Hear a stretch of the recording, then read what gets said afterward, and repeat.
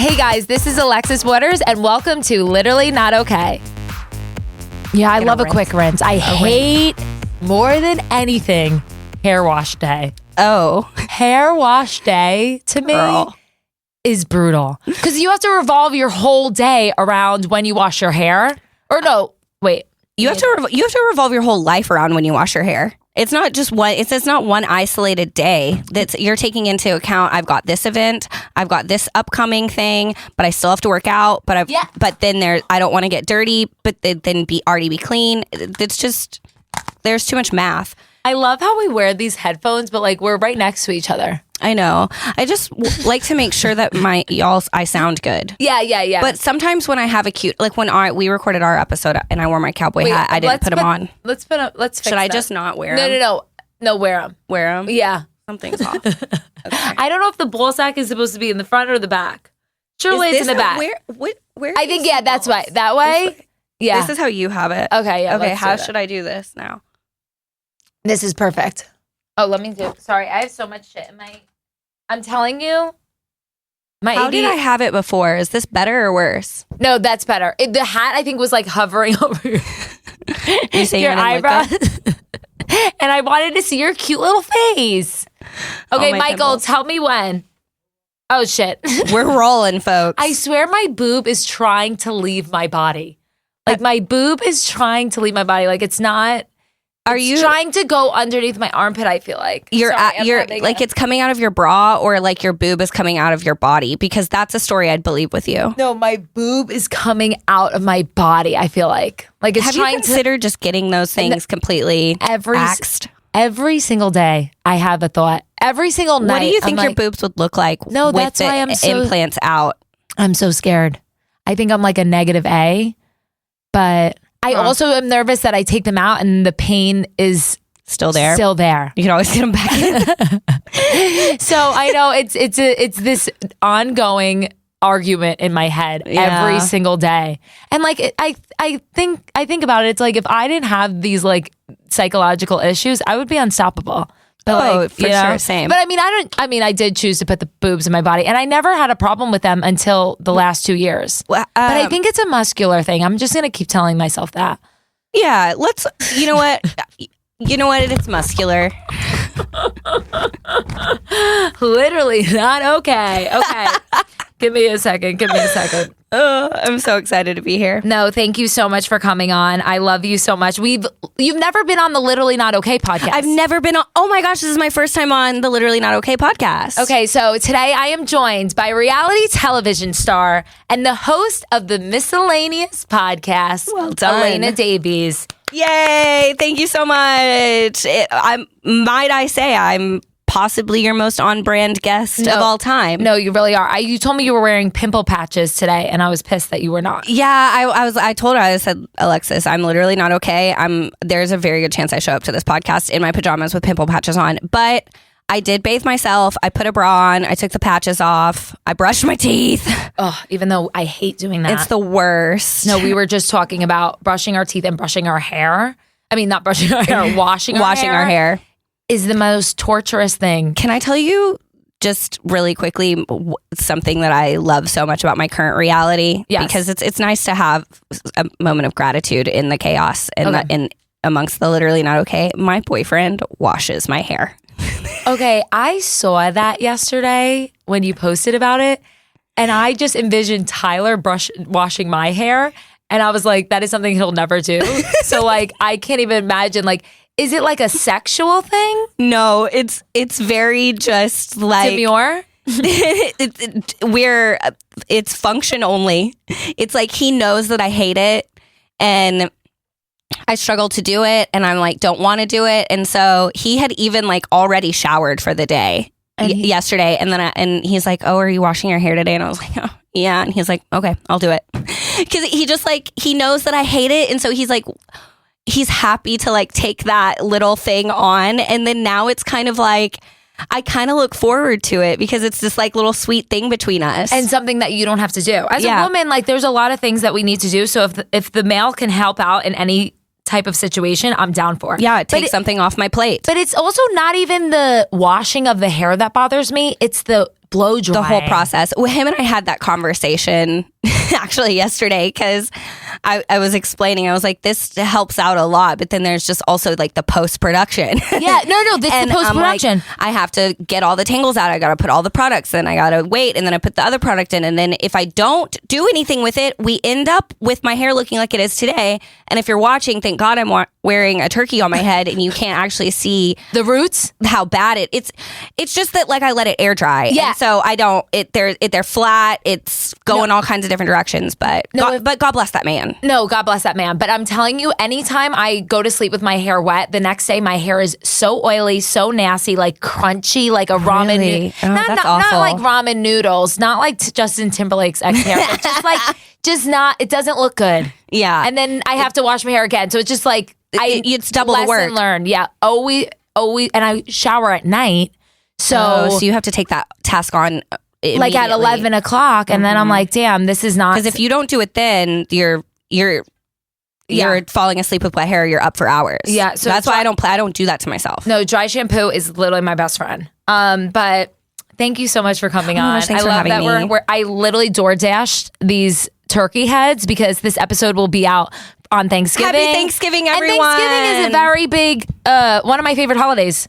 I think. I just like to eat like that. I just love like the Thanksgiving food. What's your like favorite Thanksgiving food? Stuffing. Oh, really? Leftover stuffing. Oh, leftover. In the fridge. Not even, I like it cold. Do you put cranberry sauce on it? I think, yeah.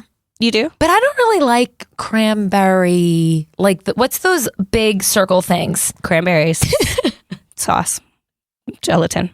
Yeah, like the gelatin. Those are okay. Yeah, I don't like those, but I do like the sauce. Actual sauce is I good. like the sauce. The gelatin's weird. I don't like the gelatin. Yeah, don't even bother. Yeah. Don't bring that to my Thanksgiving. What's your favorite Thanksgiving food? I'm a sides girly. I'm here for the sides. I'm not like I am the main character. I am the main event. I am the main plate. And I really just need macaroni and like I want green bean casserole and I like the sides, mashed potatoes, gravy. I love the sweet potatoes with the marshmallows on top. Oh yeah, fuck me up. Those are my favorite. Sometimes people put nuts on them though and it pisses me off. I know. And then I'm like, why'd you ruin my day? Yeah, I like when they put cinnamon on top. Cinnamon I'm good with. Cinnamon, not... Don't put a walnut on yeah. I don't know. Even though I've never, like, I have this fear about, like, one day I'm going to have to host a Thanksgiving dinner and, like, I'm going to have to cook. And I don't know if I'll ever be that woman, but I strive to be, but that scares me. I know I'll never be that woman. I feel really good about it. I have absolutely no expectations for myself in that arena, and it feels right. But I just love how we're judging the food. It's like, but I will. But never, I don't bring it. Yeah, I just bring the fun. I'll help clean up, but the food itself, I'll go to like Eatsies and grab it. I'm arguably like the worst person you can have at like a holiday function. I won't bring anything. I refuse. But I do expect for you to like bring what I want and make it the way I want. And then like I also don't feel like I'll be led to help in any other way. Like with the cleaning or like setting plates. Like I'm not feeling motivated in those areas either. I'll bring drugs if you partake, but sometimes that creates kind of more tension and causes more problems. I don't think anybody loves me at their holiday event. But honestly, that's kind of part of my plan because no one's going to expect me to host ever. Literally never. No one expects me to host. No, that makes sense. And I've arranged my life this way. I have another unpopular opinion. Okay. I don't really like turkey. I don't either. I don't like either. And especially when it's dry. Yeah. It's not my and then why do men feel why are their like egos and their identity and like their self-worth all based around like smoking meats and then why are they bad at it because now I'm catering to just your ego and it feels very inauthentic because I don't want to tell you I like your meats but I know like you can't survive the rest of this day unless I compliment your meats. No, that my pop men my pop every Thanksgiving, like full blown needs to get his hands like in the turkey and like he has to cut the turkey, but he like licks his fingers and nobody wants to eat it, but he's also losing it a little bit. Yeah. So nobody like when we tell him we don't want you to finger the turkey, he just continues to do so. And I just pretend to eat it. But like, I don't really like turkey. Yeah, you're literally like the amount of effort and money that goes into something that I just pretend to eat to be polite is hilarious. And maybe other people do eat it and enjoy it. I like the skin of the turkey, but I don't like if it's really dry, can't do it. I hate it. So my boyfriend has volunteered to make the turkeys this year, and I'm like, that's so sexy because my mom doesn't have to do it, and so it feels like I'm taking something off my mom's plate. I'm but so like proud of again, you. I'm doing absolutely no things. Well, I'm doing no things, but I feel like I'm contributing in the most impactful way. But he uses the buttered, like the Tony Chachere butter, like injectable thing. Yeah. And so I'm feeling actually like really every time this man makes me meat and I don't think I'm going to like it, it's delicious. Yeah. Okay. So I actually am kind of like eager. This is the first holiday maybe ever that I'm kind of actually excited to try the turkey. Yeah. Because I'm never interested in it. Oh, because it's your man's meat? Because it's my man's meat. Finally gonna have my man's meat for Thanksgiving. Okay, let's and also there's like, what's the thing that they put in the turkey baster? Is it a turkey baster? Squirt it? Yeah. And why do people put that up their vagina? Do people do that? Up their vagina? Okay, never mind. Okay, anyways. Wait, no. We're gonna circle. Have you put Who No. Who told you they did that? I think I've heard about that. I maybe Like with sperm in it? Yeah, Are yeah. they trying to like? Yeah, okay. They're trying to like impregnate themselves probably without doing it. Anyways, okay, so Elena, we'll circle back. How are you? Why are you literally not okay? Yeah, I need to know all the things. Oh man, we could start with me throwing hash browns around my house within the last like 7 business days. Wait, why were you throwing hash browns? I just am literally not okay. I've been down bad, crying in the really wherever I'm at any given moment. Okay, for like the last 3 weeks. Okay, so I'm talking like minty bees galore. Okay, like you get a minty bee, you get a minty bee, you get a minty bee. Is it anger, sadness, or I have range, baby. Oh, okay. Yeah, don't limit me. I can do it all, actually. So we often start with rage, and then kind of it always and that spirals into like a sadness. And then that fuels on like shame and anxiety, of course. And I try to stay in that cycle. It feels familiar, and I kind of live there.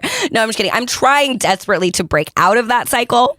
And even today, like I was talking to my boyfriend, I was like having some of these like remorse feelings about like, man, I've just like haven't worked enough, haven't done enough, like having all these meltdowns. I've been so sad. I put him and my mom through so much the past few weeks, and I'm like feeling really bad about it. And then it's, even though I'm in this moment now of I'm a little bit better. Yeah. I can't trust it. It feels like I am just waiting for the next time I'm going to be literally not okay, and then I'm going to have all these meltdowns, and I'm going to be like super depressed and then super angry, and like, I'm just like, when is that? I don't even trust my peace. Yeah. And so I'm like anxious about the last time. Yeah. And have remorse about my last moment. Yeah. And then I'm anxious and like worried about the next time. Yeah. So I'm literally not okay. No. But why? Okay, I think we need to just like try to ground ourselves, because I'm the same way, but I'm really trying to meditate more, like, and just like control my thoughts, which is the hardest thing in the entire world. But I'm telling the reframing of my thoughts has been like my biggest focus lately. Yeah, like trying to. I just did therapy for the first time. I'm like really. I think it's my mom and my boyfriend are really encouraging that.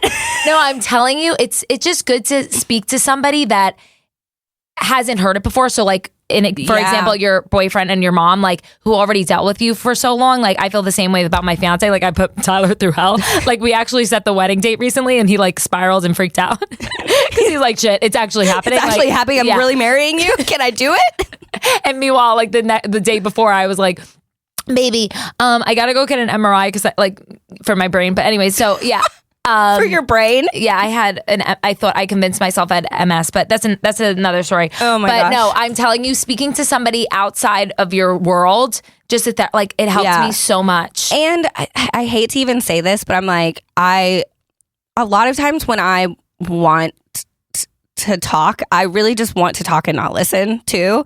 But I feel like I just tried to drink the mic instead of my.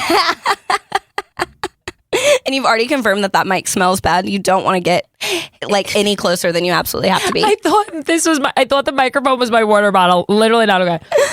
I don't even remember what I was saying. What was I saying? Don't know.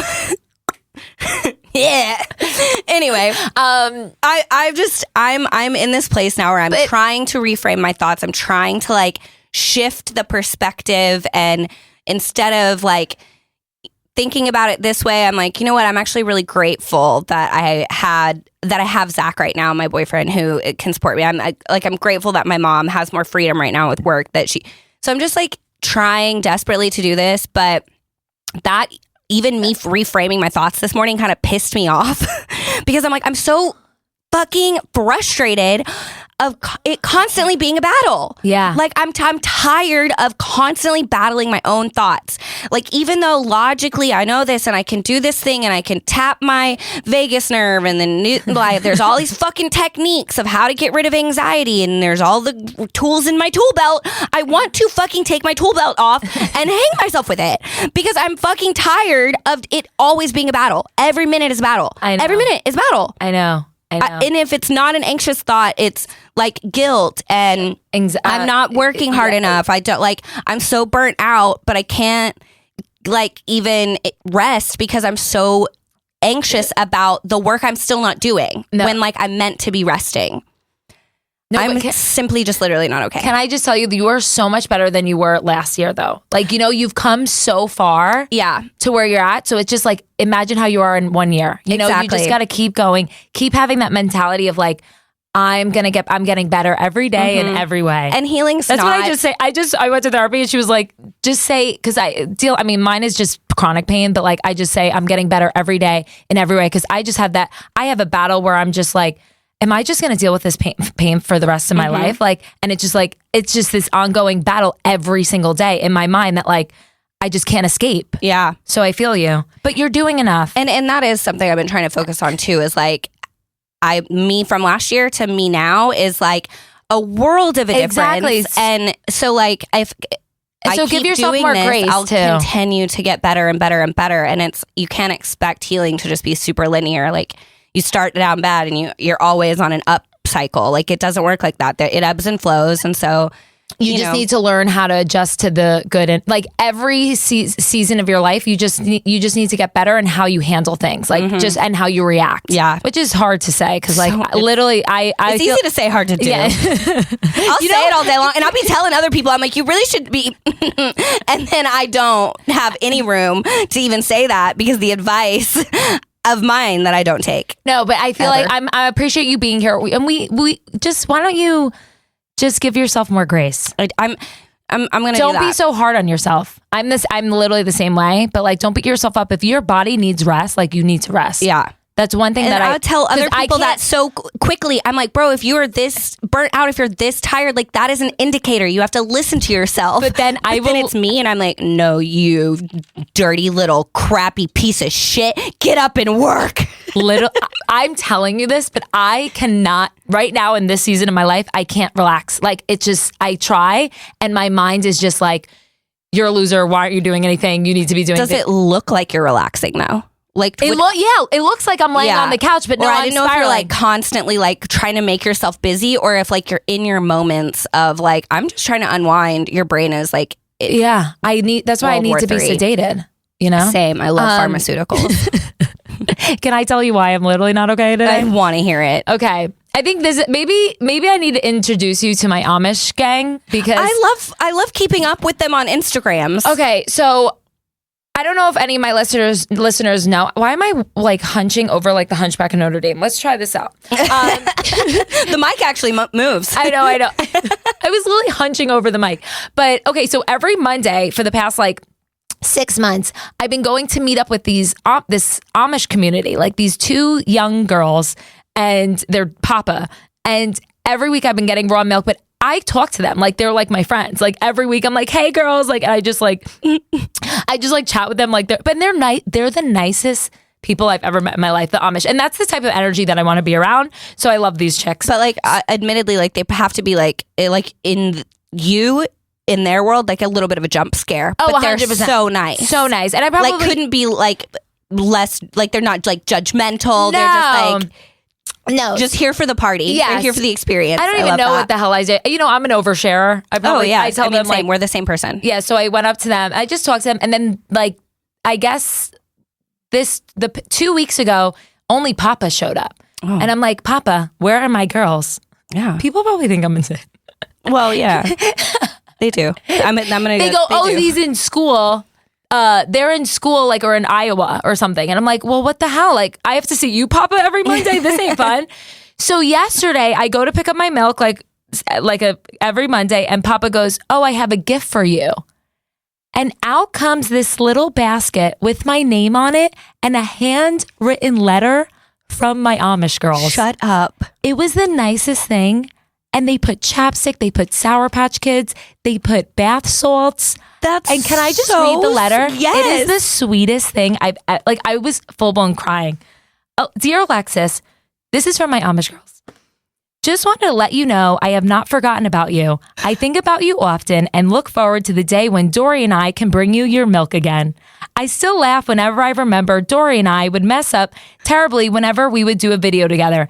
Anyway, just letting you know you are loved and cared for. Oh. I pray often to Jesus that he would take away your anxiety. Because I tell them that I have anxiety. You are strong, brave, and beautiful. I could cry right now. That is so precious. So that is why I'm literally not okay today. I like that yours is positive and mine's throwing hash browns at 6 a.m. on a Sunday morning. I don't think you prepped me well enough for this podcast. I could have used a different prompt and then additional information. I'm just exposing yourself. You got a gift. People are praying for your anxieties. I'm just... No, I'm praying for your anxiety too. But also, when Papa gave me this basket, he hugged me. No, but it was the strongest hug I've ever experienced in my life. And I thought was really it was loving you. It was a rough, long hug. I thought my implants were gonna pop. And I was like, Papa, relax. But when I got this, the Amish are my people, because I treat them like they're just gals, you know? As well you should. And I think should we convert? Yeah. Can we? Can but I convert to, I would assume. I just want to take them for a day and just have them experience my life and maybe get their nails done, come work out with me. Come to a comedy show. Yeah. Just to give them some spice in their life. I feel like you should also have to go do a day with them 100%. and milk the cows and wear your skirts and whatever they do. I feel so ignorant right now. I apologize to all the Amish listening. I care for you deeply. I just don't know a ton about your culture. No, but that's the wagons. I don't know why. The only thing that came to my head was wearing that long glove and they put the hands in the butt. That just went in the cow's butt. Oh, right? Isn't that a thing? Yeah, you have to. I think I did. I just didn't have the context necessary of the cow being involved right at first. So I was like, "What long glove? Whose butt?" So I'm okay now. Okay, yeah. But that's why I'm literally not okay because it made my day. Yeah. And they wrote I must give them a gift basket. Oh my gosh, yes. But so that's why I needed you. Brainstorm right now what you're going to get them. Yes. So I was thinking by Monday I need to get just a cute little basket to the Amish. My psycho brain was thinking dildos, but I don't want to be disrespectful to my Amish that gals. Was the first thing I think they're young too. I think the one is 16. She doesn't need to be playing with herself. Yeah. I was gonna give her the 50 Shades of Grey book. Just just fully insult them. Just get them tarot cards and porn. No, but I have a genuine friendship with these girls. They every time, and they just give the best hugs. The Amish. They're really trying to give that show the energy transfer of love. And they do that. Papa. Papa was a little. I was like, Papa, relax. Papa's hurt. I was like, Papa. Papa's gonna pop. Papa. But I was like, But Papa's really nice. But yeah, he gave me a really aggressive hug. But yeah, I was just thinking maybe I'll do a handwritten note myself. Okay, what else? 50 Shades of Grey book. Just kidding. But okay. What do you think they need? I feel like it could be cute to get them some press-on nails. My friend has a line that's pretty high quality called Get Quickies or quickies. Have a quickie. Oh, yeah, called quickies, and I feel like they're like they like look legit. At like some Olympian ordered them the other day. I don't know. I'm always intrigued by these. I still don't do it though, but I feel like that could be cute for them because they could do it themselves and then have the nails. But is that like against their religion? And then I don't know anything. And then I also was gonna give them a bunch of hoop earrings. Of course, but do they have their ears pierced? These are things we need to think about. Google could help, but isn't that? And then you should give them what? Like I don't know. I just when you just were about to say something and then let's just not and say we did. You should give them beef tallow. What's beef tallow? I'm obsessed with beef tallow lately. Is it good for you? Yes, it's so good for you. And like they also give colostrum. They get fresh colostrum. Fresh colostrum. Which is like... Do you buy that from them? Yeah, fresh colostrum, but it doesn't come often. It's like... You can only get it every once in a while when the colostrum's in season. Yeah.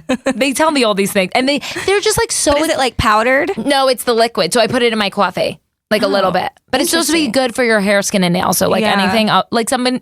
If I get another fucking Armra colostrum ad, I swear I can't escape them. No, everywhere I turn. I know I do Armra colostrum. Do I need to do it? Yes, do it. But I also do all these things and I have no idea why. Like I don't know what it's doing for me. I just know it's healthy. So I do it. Why am I putting castor oil in my belly button? Fucking no. I ain't got no fucking clue. But I do that shit? Oh wait, is it... What? I have no clue. I genuinely don't know, but every video is like, put castor oil in your belly button. You'll sleep better, but good for your cramps. Really? I don't know. Okay, well, I'm doing Everybody's talking about it. I know, I do. And then everybody's talking about beef tallow, too. I feel like the Amish girls would really appreciate beef tallow. Okay, is it like a meat stick? It's possibly in some forms, but I use it on my face.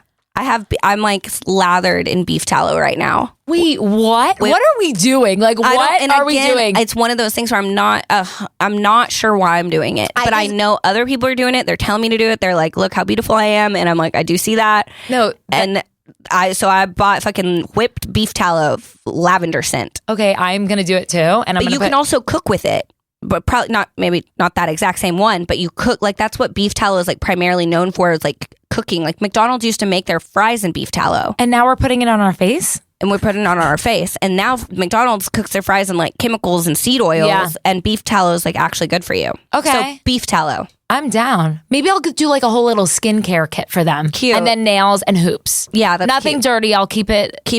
Keep it clean. Yeah, that's what I do.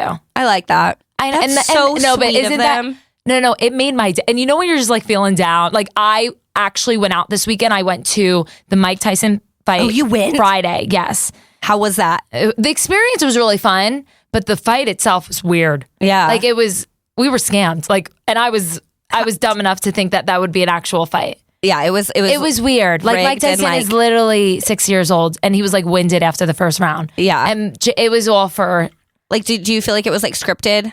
I don't know if it was scripted. I just think it wasn't like it wasn't a fight. It wasn't legit. And like it was hyped up like it was gonna be a fucking fight. That's what I was like. And I haven't seen any clips. So like he just didn't perform really well at all. Like they just weren't even really fighting. They were just kind of like dancing around. It was lame. and it's just crazy. Like it was in AT&T Stadium. Like this fight was such losers for just like playing into this bullshit. I know. Like they just made billions of dollars to just kind of like skip. I love Mike Tyson. Like, and I think like he went to the hospital like 2 weeks or 2 months before the fight and was like coughing up blood. Oh, fuck. So he like him just being in the ring, literally not okay. Yeah, I'm all about Mike Tyson, but I can't believe like. We all thought that was going to be a fight. Yeah. But, I mean, yeah. And then, okay, so then I went out Friday night, went to the fight, drank. Saturday, I was in Fort Worth. I did a Hoop Nation pop-up shop. Love to see you in Fort Worth. I'm the Fort Worth girly. I wasn't that day, but. And Saturday night, went to Chelsea Handler, drank a little bit. But Sunday, my anxiety was like on a whole nother level. What were we just talking about? How did I get here? I don't know, but I will say that I've like stopped drinking. Oh, it's very weird, but like, I know. And if you knew me, if at one point, if you followed me, like I party. No, I'm proud of you. Pretty good. And I ain't really ever slowed down about it. And I'll be drunk before I leave kind of gal. And that's on me being like undiagnosed my whole life and needing to get like lubed up for social interactions with people. Yeah. And just feeling like better about it. But I just have like no interest in alcohol now. It does not appeal to me. I'm like, look at you. You're better than you think, Elena Davies. I think it could also be, I will say, because I'm poor now and I realize how fucking expensive alcohol is. I've never in my life have I explained more about drink prices for drinks that I'm not even purchasing. I'm like, $21 for a cocktail? Y'all are wild. I'll have water. But like, when I was ordering drinks incessantly and paying these high bar tab bills, I didn't ever look at the price of a drink, and now I don't even want it, and I'm like, that's insane. But I think that might be playing into it. I noticed, maybe soberly, at one point I noticed how expensive drinks were, and I was like, fuck around. I know. I can't participate in this. In this economy, I can't be a drunk. And I can't be a drunk and a pothead. You gotta pick one. You can't be addicted to nicotine and addicted to weed and drinking alcohol weekly.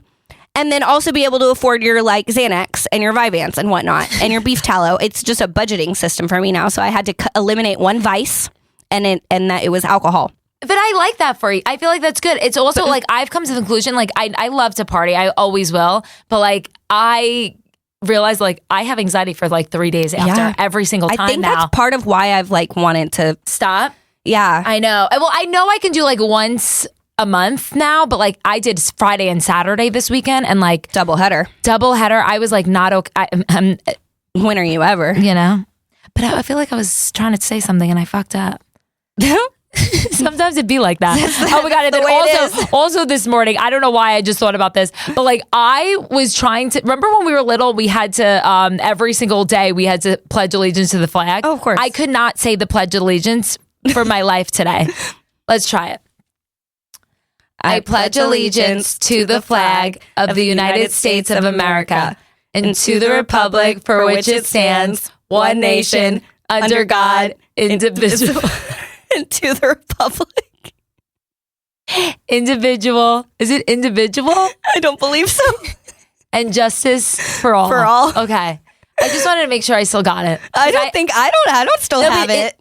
I remember we did it. I feel like I need to fact check this. I know. For like 12 years too, bro. And I was trying to do it today, and I was like, "Fuck, I have no idea." Did you just like get the urge, like looking at yourself in the mirror? I don't in the know bathroom, like I should pledge. I don't know what came over me, and I was just like, I don't remember how to say one this. nation under God, indivisible, with liberty and justice for all. Okay. I think we forgot with liberty. But is it individual? No, it's indivisible. What the fuck does that mean? Individual.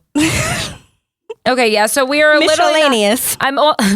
I'm also literally not okay because I didn't know the pledge of allegiance. I also and then I also am summoned in New Jersey for jury duty, and I don't know how to tell them. Oh, I know how to tell them. Oh, well, I'll tell you real quick. This is my favorite life hack. You are too mentally unwell to serve on a jury. I have had documentation written up on my front. I have doctors every single time I am summoned by a jury send in a note and say, my patient is too mentally unstable to serve on a jury. Okay. I'll get that done. But like my mom just called me. She's like, you got to call today. Like, first of all, she's been getting the letters, just told me the last one. And I'm like, now it's an emergency. Now it's like today's the jury day. And like, I can go to court. They can like summon me for court or something. Yeah. You just need to call your doctor and be like, hey, I have a jury. Or no, summons. I could just tell them that I live in the state of Texas now. So. Oh, that might work. I love how like 40 minutes of the podcast is us talking about why we're literally not okay. But no, I really had to bring up the Amish story. Like, I have another literally not okay quickly if you would love to hear it. I would love to hear it. I went to the doctor recently to find out how I'm literally not okay. And it turns out my testosterone is like dangerously low. And so I'm actually very excited about this because maybe that'll help. Yeah. Like the normal range, like there were a list of things that she wants to address and that I'm still doing testing and blah, blah, blah. So this is just one thing, but the numbers are like scary. Like the range of normal for women to have testosterone at my age, I guess, is like 125 to 150. Okay. Is like the normal numbers. I have 19. just like 19, or it could have been 17 or 19. Yeah. And all the things that she said that it affects, I'm like, oh, like bam, bam, bam, bam, bam. And like all very much like in duality with like my mental illness suffering. Yes, that's what I'm saying. So I'm getting a pellet put in. It's like the most aggressive form of testosterone treatment, apparently. I'm getting a pellet put in this week, and I don't know like how quickly anything will work, but I'm like, I have like a little bit of hope. Yeah. That I'm like, that this is gonna... You'll get out. Yeah, no, I'm telling you, it's really about like what you eat, like your vitamins, like that. I just went to a functional medicine doctor too, and hormones. Like hormones is control. Yeah. It's a lot, but no, I heard good things about the pellet. Yeah, and every time I've only mentioned this to a few people, but like when someone's had, everything I've heard is positive. Like, oh, my mom had it, or oh, my blah, blah, and it's like instantly she felt so much better. Like and I was like, oh, like I'm so excited. Like, and not to say that this is going to eliminate all my problems and that I don't have other things and but ways I'm not okay, but damn, I'm like, it's giving me some hope. Yeah. I'm like, God, I really want this to work. Oh, I'm so excited for you. No, but it really is, I think, a big thing of, I feel like ADHD, it's just, if I'm not strict with what I eat, my sleep, my routine, like I'm thrown off and it just... Down bad. So for it's a while. It took me you like... have to cycle back out of it. And then you have to be really diligent with that. With maintaining, staying the course. Like, that's why I can't eat, like, I can't eat bad. Like, I mean, I can here and there. Like, when Thanksgiving comes, I'll throw some cranberries. No, actually, that's good for you. Anyways, you know what I mean? Like, some stuffing down. Just, if I have to be strict with what I eat, how I sleep, my routine, in order for my mental health to survive. To even be like, and take my ounce of okay. Yeah. And I still have my problems, but it keeps me kind of just baseline. The foundation. Yeah. I need that. Okay. Also, I feel like you've been on Literally Not. Well, you've never been on Literally Not Okay. You've been on Girls Night, but we've never talked about Big Brother. Oh my gosh, we haven't. And it is a phenomenon. Like all my comedian friends love Big Brother. Like it's a big deal. It's a bigger show than what I realized agreeing to it. So and like I feel like we just hit it off without even acknowledging that. No, never really diving into it. Yeah, but I feel like this will be so good for the listeners too, because a lot of people want to be on Big Brother too. It's like it's a thing. It's a big thing. Hilariously, my mom always wanted me to be on The Bachelor. She always was the biggest Bachelorette fan, Bachelor in Paradise, and the times that I would be at my mom on what was it? It used to be a Monday night, right? Yeah. We were watching fucking Bachelor. So that's when I would watch, is anytime I was at Eugenia's house. But she wanted me to be on The Bachelor. And when I got this opportunity for Big Brother, she was like, couldn't have been like less amused by it. Just not impressed. Just like, lame. And now she's hooked on it, which is so funny. But I feel like both of us have very interesting casting experiences potentially. Yeah, that's what I was going to ask. So like, how did you get on the show, and like what was your casting process like, and what would your advice be to anybody that wants to go on the show? I know that's a loaded question, but yeah, no, I got you. So I got a DM from a gal who was like just a local recruiter. Okay. They were doing a Dallas open casting call, and she basically was like inviting me to it. And I think her job was just to literally like look for certain typecasts on Instagram that were local and invite them to the thing. And I was like, at the time I was working on the Kid Craddock morning show, which is like a big, nationally syndicated morning show where you talk about pop culture and a lot of these things. And I was kind of scarred by like, honestly, stories from people that had gone on The Bachelor about their experience with post-production and editing. And I was like, I am so easily villainized. Like, ain't no way you're going to paint me as the girl next door. Yeah. I won't give you any, even in my best moments, you won't have the content for it. So I like actually said no. And then I quickly realized after that, that being at Kid Craddock probably wasn't going to be a long-term thing for me. Yeah. And I was like applying at some other radio stations, and I just kind of gave it like a, you know what, like if it's meant for me, it'll happen. If it's not, it won't. But I'm in this transition period anyway. Like, let's just see. So I DM'd her back and I was like, okay, fine. Like, what do I just need a spray tan and a cute hat. Like, what do I need to do? Yeah. And I ended up getting to skip the open call. I did a like a 20-minute phone call with a casting producer, and they just asked me questions and stories. I remember telling them about when my dad brought a Longhorn into my dorm room in college, and just kind of like these funny shock value, like wild things that have happened to me. And they thought I looked like Marilyn Monroe, and that was enough for them. And I felt highly complimented by that. So I was like, I will see you again. If these are the kind of things you're saying to me, we can meet again. So they pushed me through onto callbacks, and I had to go to a Dallas hotel, and it's the process is honestly like so fucking sketchy, actually. Especially being that I skipped the whole original open casting call portion of it. So I just like show up at this hotel, and then there's just this like guy taking like Polaroid photos of me in the lobby.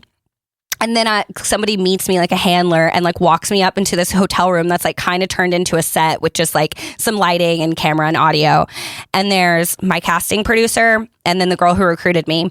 And we just talk, film, whatever. And then the process from there is so long. I don't know how long Bachelor casting takes, but I was in casting for 5 months, probably. Oh, damn. 4 or 5 months. So like I started in like February or March. And then at that point, it was like phone calls and fill out this thing and do this testing. I had to fly out to LA for semifinals. Or I made it to semifinals. I don't think I had to fly out. I had to fly out to LA for finals. And this is where things got wild. Because one, you can't tell anybody. Yeah. Like you're under like strict order not to discuss anything with anyone. But then they also expect you to like pick up and leave your life for up to 7 days. And there's no like guarantee. You're not going to be gone 2 days or for sure 7 days. They will cut you in the process, but you have to make a 7-day time availability. So I'm like made up a lie-ish. It was not a lie. I told my work that my dad had fallen in some drain hole and ruptured his spleen, and that I had to leave for about a week. But this didn't happen. It did happen, but like 15 years prior. So like the isolated sentence itself was not a lie. He had fallen and ruptured his spleen. That was one sentence. The next sentence was, I unfortunately have to be gone for a week. That sentence was also true. They just were unrelated, completely unrelated things. But that's how you lose Big Brother, folks. You figure out a way to manipulate people to get on the show and then fucking fail. But anyway, I think they were kind of amused by things like that I would like how I could like reason my way around lying but not lying. But that still was like something to navigate. Mind you, I'm working for Kid Craddock Morning Show, and it was the iconic Kelly Raspberry's birthday party. And this is very niche content for the national listeners that have listened to Kid Craddock. But if you know, Kelly Raspberry has her birthday party every year at Big Al's Bar, and I'm part of the cast and part of the show, and like I need to go, but I was supposed to fly to LA that morning. So the lie was like kind of already in action. Yeah. Except for I get to the airport and my flight is delayed like 18 hours, like something super weird. Yeah. And I'm already packed and ready to go, all these things. And I have to basically Uber back home. I go to the birthday party because I'm like, just tell them like my travel plans had to change. Like, and it was kind of a work event. So I was like, I'll come for as long as I can. And then that kind of helped my lie. Like I'll be seen there. I literally like had my like suitcase like in the back alley and left from there to go to the airport. And I fly in from DFW to LA, and I get there and I'm getting like transferred in the shuttle from like the airport to the hotel. There's one other person on this shuttle, and it's like a worker at an airport. Like he's wearing like a apron kind of thing. Like an apron. He's like a cook at one of the restaurants in the airport. It's me and him. And it's the middle of the night, like 3 a.m. in LA. And he just starts projectile vomiting. Wait, I thought you were going to say you hooked up with him. And we just start fucking in the back of this shuttle bus. God, no.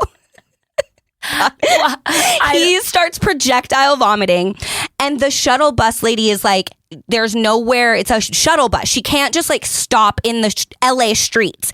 But we're making turns and we're turning left and we're turning right. And his vomit is just going back and forth, just sloshing across this shuttle bus. And I'm like up on the seat, like have like my suitcase above my head. I'm like praying. To me at that time, that might have been the worst thing that had ever happened to me. And things quickly changed after that, because being on reality TV is now the worst thing that's ever happened to me. I get there. I finally get to the hotel. They have no record of me. They don't know who I am, because it's all booked under different names, like the agency and the production company and all this stuff. And because all my flight stuff had been delayed, like I was already supposed to be there and be checked in. Like the handler is, it's moving parts, and the moving parts are moving and changing. Pure chaos. So I don't have I'm just like in the lobby of the hotel until like 6 a.m. when like 5 a.m. when like the shift changes, and I like see someone that like looks like they're, working on a TV show. And I'm like, please fucking help me. Fuck. I get to finally like do some interviews, and I remember them asking me at one point, like one of them just casually like an assistant, like a handler or somebody, before I go in with the EPs, and they're like, so where does your mom think you are? I'm like, bitch, you don't think my mom fucking knows exactly where I am? You think I can be gone from my mother for 7 days and be out of the state and her not know? I'm like, I don't know, man. But it's so wild, like the pressure they put onto you to like keep it so private and so secret, and like how much you have to sacrifice and be like prepared for it. You have to, for Big Brother, we film for 3 months, so you have to have your rent paid, or your bills paid, your dog's taken care of, like take off that time from work, and or just you quit your job, and none of it's guaranteed. And some people kind of start doing that before they're even officially cast on the show, because you don't know until you're on. Like there have been people that have gone through the whole thing and then made it to sequester, where we're just waiting before the show starts. Yeah. And they still don't make the show. They make a last minute change and they're kicked off the show. It was like a very exciting time, but a very like anxiously awaiting time, and not knowing who to. And they tell you in casting, like they're like, the game has begun. The Big Brother game has begun, because you see, especially when you're in LA in finals, like you see other people, but you're not allowed to talk to them. You're under like high, very, very controlled areas. Environments, yeah. So, but it's honestly like it was a wild experience. And I think part of my like crazy getting to finals story, like honestly landed me on the show. I can't say that for certain, but I know like the dramatics of it all. And I'm like, I either am like absolutely, definitely not meant to be on this show, or for the love of God, I've gone through all of this, and if you don't put me on this damn show, and I don't know which. But I think for Big Brother, like you have to realize what the show is and who you are to them. If you want to get cast. Yeah. Who you are to them. And to them, you're a storyteller. You have to, you narrate the episode. You have to be able to paint a picture, make a mouth movie. You have to like make something that's kind of boring and lame. Honestly, TBH, Big Brother, kind of boring, kind of lame sometimes. Kind of super lame sometimes, TBH. And you have to make it exciting. Yeah. And so that's just something that I always tell people that are interested in the show, like getting on the show. I'm like, be a storyteller. Yeah. Like make everything very exciting, and like add the dramatics, and whatever you do you. Don't waver from that at all. Stay so true to that, but just do it on steroids times 10, like you're pandering. Fucking pander, bro. Pander. Yeah. And I think that's my journey of how I got on, is that like I had interesting stories. Yeah. And I told them well, and I like had them kind of engaged in like what I had to say. And I wasn't afraid to like be a little outrageous. I remember in like one of the final days of EPs, sitting with the executive producers, you're in a room similar to this, with cameras and lights and whatever, and we wait before we get to this moment. We wait in like a warehouse for like 8 to 9 hours in full glam, waiting for our 10, 15, 20, 30 minutes with EPs, however long they want us for. And there's, I don't know, 50, 60 of us, maybe less, maybe 30 by the end of the week. People have been cut. You sit there and you wait in your full glam, and they give us crap ass snacks, stale fucking Ralph's like craft service bullshit. And I walk up and get my time with these producers, and they're just like living the life of luxury. They have like the most outrageous charcuterie board laid out, and they're not even eating it. They're just like sitting there with their notes and their judgment. And I was like, y'all are fucking criminals. Like, I'm the talent, first and foremost. I'm the talent, okay? You would be nowhere without me, and I realize I haven't been on the show yet, but you're feeding us fucking stale Cheetos, and you have a smorgasbord of like meats and cheeses up here, dried fruits. There's spreads. I'm making a plate, and then we'll start the interview. And that's exactly what I did.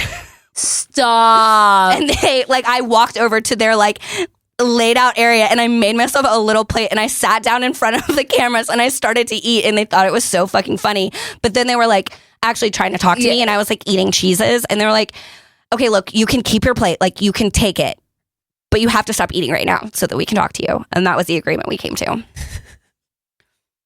Dude, but isn't it like you were just yourself? Like you were just basically yourself. I think that's really, I think the messaging, and Big Brother, like the cast type is different. Like we kind of go for like the more like average, just more representation of like what from what I remember when I was in the casting process, and things have changed. It's been 7 years for me. But they like went off of like the statistics of America of like how many of gay people are there? What's the percentage of this? And they tried to replicate that as best they could in the Big Brother house to have as much like diversity and representation, but also like that's part of the gameplay is like you're now in this house with someone who's wildly different than you, who's from a completely different place, but I love different that culture and like different beliefs, and you're meant to work together and or fight against each other, and last man standing, whatnot. But it's just a very interesting process to be in casting, and it's a tough one to cast for, I think, because they're looking for such diversity and such specificity at the same time. Yeah. And they do 2 phases of casting. So I was in the first round, the first phase of casting, and like any other quirky, funny, big boob blonde girl from Texas in round 2, in phase 2, like they were already kind of set on me. Yeah. So they're not married to me. They're going to hear you out, but like I'm the pick. So like you really had no shot. Yeah. Anyone in my like in that arena had absolutely no shot against me. And so you kind of have less, like more competition and less opportunity in some ways. No, it's crazy. Because they're looking for, but then they might like want someone from your area, but like, but we need a gay, or we need, and then you're instantly out. Like, or you're not gay enough, or whatever. Like you're not the type of gay they're looking for. No. So you have to fit this mold that you don't even know what it is. Yeah. So what would your advice be? Because I know a lot of people like want to get on. My advice remains kind of boring and lame, honestly, but just to be relentlessly yourself. I got really lucky. I was offered the opportunity. I was the first person that got all yeses on my season from EPs, and I got cast the first time I applied. Like that is very lucky. That doesn't happen for everyone. A lot of people apply. Someone's applied 14 times and then finally gone on and won. Oh, damn. And my ex applied 4 times. Like this, it is very... I can't believe... Oh my God, I forgot you had the showmans too. Yeah, I shouldn't have said anything. Oh my God. Yeah, we'll save that for another day. But dude, down bad again. Another time. Yeah. Sorry. I forgot. No, but that's on a whole nother level. Oh, okay, for sure. Yeah, but yeah, I would just say like being so relentlessly yourself. Like eventually, maybe they'll be looking for that, and so just stay true to that. I do have an episode on my podcast, the MiscELENAeous Podcast. It's like one of the first episodes, possibly episode 5. With my casting producer. Oh, really? Oh, good. And we talk about the casting process, why I think I got cast, her tips, stuff like that. So if people are wanting like a really targeted, specific message about Big Brother casting, I would go look for that. It's, I think the episode has something to do with mayonnaise in the title, honestly. I wasn't great at really branding back then or getting like a clear message across. But the producer's name is Alex Stern. And I actually heard from another girl just in the last month that was on one of the last couple seasons. And she was like, I don't know if I ever told you this, but I listened to your episode with Alex Stern before I cast. And it was like her 3rd time to cast, I think, possibly. And she was like, and I feel like that's what got me cast on the show. Oh, good. Okay, we'll link the episode on my I'll send you Instagram the episode too, so that you can add it to show notes. But it's crazy. Like when anybody asks me about The Bachelor, like they're like, how do I get on? Like that's like the number one thing. And I'm just like, be yourself is the biggest. Like, I literally was at a strip club till 6 a.m., went to the casting calls. I was like, I didn't even know, like, I was just being Alexis, like, not even just being present in the moment. Like, I don't really want to be here. I really want to go to Wendy's after this. And they were just like, gave me, like, I just wasn't trying to be somebody that they thought that they needed, or just, you know what I mean? And I think the other thing that I would say to people, and I don't know if you would agree with this for The Bachelor, but like, definitely on Big Brother, you are the first out. You will be like divorce if you say, oh, I'm like the next so-and-so. Oh, yeah. Because they're like, we are literally looking for individuality. We're not looking for you to be like, repeat this player from 3 seasons ago. So like, that's how much they're looking for you to be like fully yourself. And then I think too, to your point, like when it's so obvious how bad you want it, and it's like, you're like nervous and like, okay, I have to get this right. Like, no, like literally chill. It's a reality TV show. Yeah. Okay. Just chill out. And if you take that approach, like you'll probably make it. And then even like for me, like I knew I was the comedic relief. Like, I knew, like, that was my role. Like, they knew I wasn't going to get married to this guy. Like, so they put me in, like, a pregnancy bride shoot. Like, I was always just that character. And I just, like, character. Feel like, looking back, I wish I would have leaned into that more. Because then at one point, like, I was really trying to like him. And, like, it was just, like, not real. Like, I was, like, you know, so it's funny that you say that, because people ask me some of, like, and I have a laundry list of regrets from Big Brother, but I would say one of my biggest regrets from Big Brother was in the filming process. I stepped out of my authenticity a little bit, because in those moments, now you're playing a game. I want to win $500,000. I want America to like me. You know, I want the producers to like me and give me airtime, and like I don't want to let them down. If they make it seem like their careers are like riding on you individually, like I have chosen you and you will make my salary this year, and I'm like, fuck, okay, so I can't, like, what do they want from me? And you start to get in your head about like trying to not get, you know, navigating it too hard. Yeah, that's what I just wish I would have like remained more true to myself. I would have been more liked by America. Because looking back, I'm like, man, so they were tweeting the shit that I was not saying out loud because I was trying to be fucking polite. Yeah. And I should have just said it, and America would have been like, the voice of the people, Elena! And I would have won America's favorite player, 25,000, you know, like all the what ifs. But I just wish I would have remained more authentic in filming. No, that's how I feel. That's exactly how I feel too. Because I mean, it's a mental game. Like it's like a social experiment. You're thrown into this thing and then you don't know how to react. So the moral of the story, we need to give ourselves more grace. Okay? Yeah, in a major way. Elena, thank you so much for coming on Literally Not Okay. Do you feel better? I do. I feel like it was therapy. And thank you for telling me the Big Brother story. And I'm glad, because I think a lot of people will want to hear it. And I think a lot of people want to know the application process, how to get on, and your advice to people. Yeah, I hope it helps. And if you do get on and it traumatizes you, don't fucking come for me. Don't come for me. Okay. Now, where can everybody follow you, and what your podcast? Yeah, so I'm on Instagram at Elena Davies, ELENA DAVIES, and then the MiscELENAeous Podcast is on Instagram as well, and wherever you find your podcast, and on YouTube. But that's all linked in my personal Instagram, so find me there. And guys, let me know why you're literally not okay in the comments, and I'll talk. Let's try that again. Take 2. Thank you guys so much for watching, and make sure to literally not be okay. Thank you guys so much for listening, and make sure to tell me why you're literally not okay in the comments.